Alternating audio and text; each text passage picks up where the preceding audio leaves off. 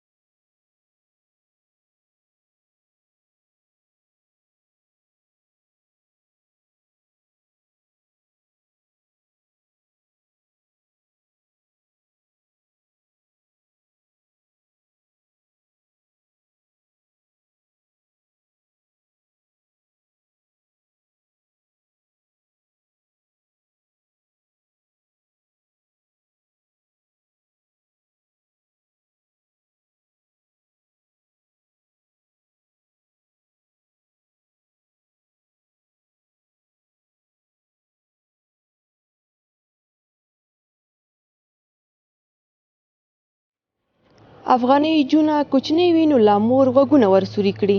اول په غوږونو کې تار ور اچوي، کله چې غوږونه ښه شي بیا پکې والۍ ور په غوږ کړي چې والۍ د سرو زرو یا هم نورې فیشني والۍ وي. ډېر پخوا به یو ډول ګول د ګنبدۍ والۍ جوړېدلې، هغو ته خلکو مرکولۍ ویلې.